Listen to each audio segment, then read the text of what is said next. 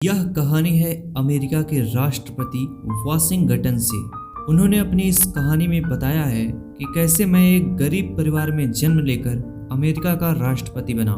Washington कहते हैं, कोयले की खान में काम करते हुए एक दिन मुझे संयोग से दो श्रमिकों की बातें सुनने का मौका मिला, जो वर्जीनिया में कहीं पर एक स्थित बड़े स्कूल की चर्चा कर रहे थे, जो कि काले हबशी लोगों के लिए था।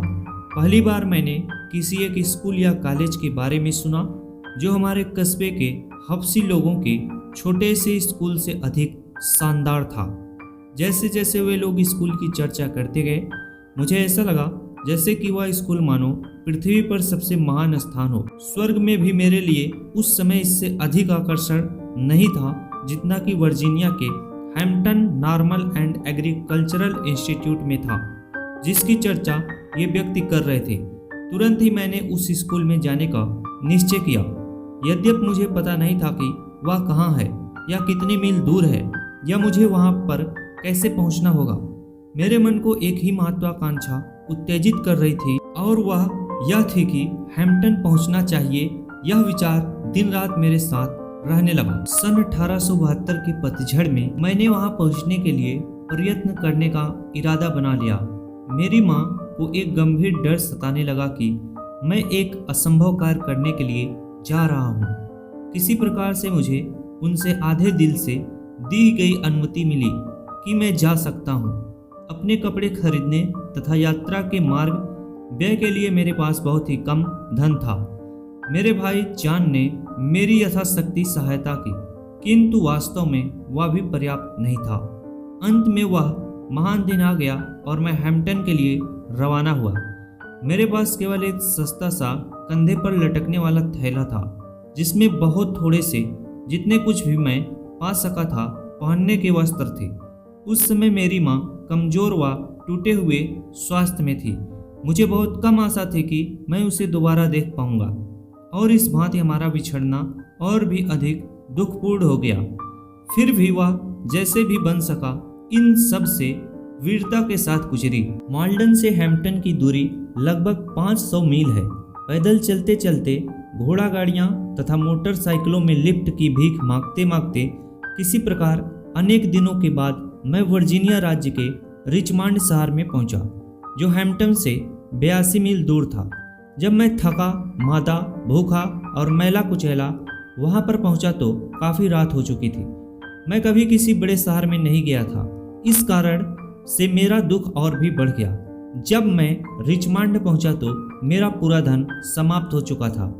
उस शहर में मेरी एक भी जान पहचान नहीं थी तथा शहर के रास्तों में अनजान होने के कारण मुझे यह नहीं पता था कि मुझे कहाँ जाना है। मैंने ठहरने के लिए अनेक स्थानों पर पूछा, लेकिन वे सब पैसा मांगते थे और यही वह वस्तु थी जो मेरे पास नहीं थी।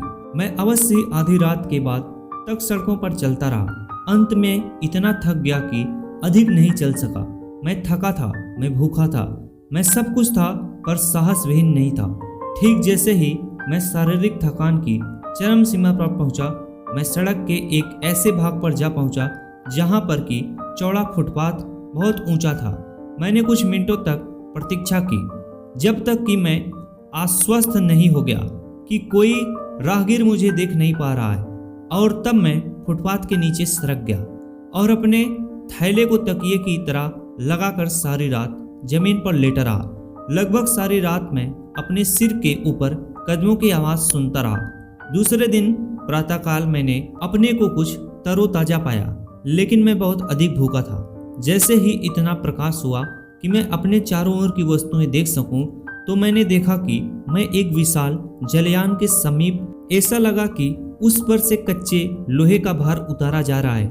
मैं शीघ्रता से जलयान के पास गया, उसके कप्तान से कहा कि वह मुझे उस जलयान में से माल उतारने की अनुमति दे दे, ताकि मैं खाना खाने के लिए पैसे पा सकूं। कप्तान, एक जो गोरा आदमी था, जो दयालु हृदय वाला प्रतीत हुआ, राजी हो गया।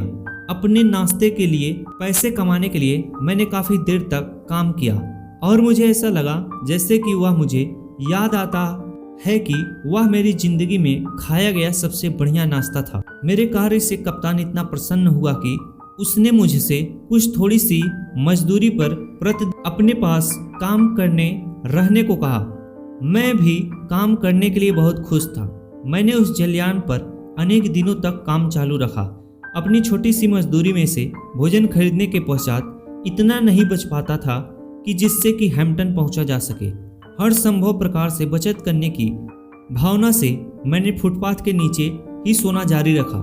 जब मैंने इतना काफ़ी धन बचा लिया कि हैम्पटन पहुंचा जा सके तो मैंने जलयान के कप्तान को उसकी दयालुता के लिए धन्यवाद दिया और पुनः अपनी यात्रा प्रारंभ की। बिना किसी असाधारण घटना के मैं हैम्पटन पहुंच गया। मेरे पास अपनी शिक्षा प्रारंभ करने के लिए केवल 50 सेंट बचे थे।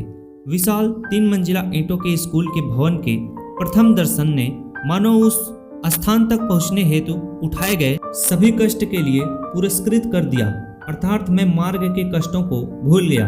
उस दृश्य ने मुझे मानो नया जीवन प्रदान कर दिया। हैम्पटन इंस्टीट्यूट के प्रांगण में पहुंचकर जितनी जल्दी संभव हो सकता था उतनी जल्दी मैं कक्षा में प्रवेश पाने के लिए प्रधानाध्यापिका के सामने उपस्थित हुआ। इतने दिनों तक बिना उचित भोजन, स्नान व बिना कपड़े बदले वास्तव में मैं उसके ऊपर एक बहुत अनुकूल प्रभाव नहीं डाल सका। मैंने तुरंत देख लिया कि मुझे छात्र के रूप में प्रवेश देने की बुद्धिमत्ता के बारे में उनके मस्तिष्क में संदेह थे। कुछ समय तक उसने न तो मुझे प्रवेश देने से इनकार किया और न उसने मेरे पक्ष में निर्णय लिया। मैं उसके आसपास ही रुका रहा ताकि उस पर जितनी तरह से भी हो सकता था मैं अपनी योग्यता का प्रभाव डाल सकूं। इस बीच में मैंने उसे अन्य छात्रों को प्रवेश देते हुए देखा और इससे मेरी बेचैनी और अधिक बढ़ गई। मैंने अपने मन में गहरी वेदना महसूस की। यदि मुझे अपने अंदर की योग्यता दिखाने का अवसर मिल जाता तो मैं भी उन छात्रों के बराबर की दक्षता से कार्य कर सकता था। कुछ घंटे बीत चुकने के बाद प्रधानाध्यापिका ने मुझसे कहा, साथ लगे हुए संगीत वाले कमरे को झाड़ू पोंछे की जरूरत है। झाड़ू उठा लो और उसमें झाड़ू लगा दो।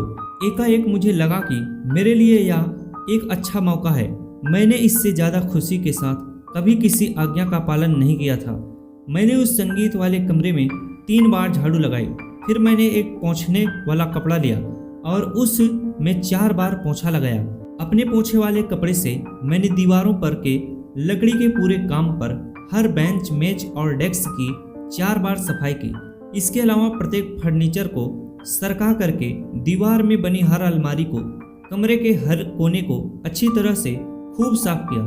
मुझ में यह भावना भर गई थी कि उस कमरे की सफाई करके उस अध्यापिका पर मैं जो प्रभाव पैदा करूंगा एक बड़ी मात्रा में मेरा भविष्य उसी पर निर्भर होने वाला है। सब कुछ कर लेने के बाद मैंने प्रधानाध्यापिका को सूचना दी। वह यूएस के उत्तरी राज्यों की रहने वाली एक महिला थी जो जानती थी कि धूल कहाँ पर मिल सकती है। वह उस कमरे के अंदर गई और उसने फर्श और दीवार की अलमारियों का निरीक्षण किया। फिर उसने अपना रुमाल निकाला और उसी दीवारों पर, लकड़ी के काम पर, मेज और बेंचों पर रगड़ा। जब वह फर्श पर या किसी भी फर्नीचर पर धूल का एक भी कण पाने में असमर्थ रही तो उसने शांत भाव से टिप्पणी की, मुझे लगता है कि तुम इस संस्था में प्रवेश पाने के लायक हो। मैं धरती पर सबसे अधिक प्रसन्न लोगों में से एक था। उस कमरे की सफाई करना ही उस कॉलेज के लिए मेरी प्रवेश परीक्षा थी। तब से मैंने अनेक परीक्षाएं उत्तीर्ण की, किंतु मैंने हमेशा महसूस किया कि उन उत्तीर्ण की जाने वाली परीक्षाओं में यह सबसे उत्तम थी। इस कहानी से हमें सीख मिलती है, यदि हमें पढ़ना है तो हमें अपने पढ़ने वाले कार्य को इतने अच्छे ढंग से करना चाहिए जिससे मैं उस पढ़ाई के बल पर बहुत आगे जा सकूं।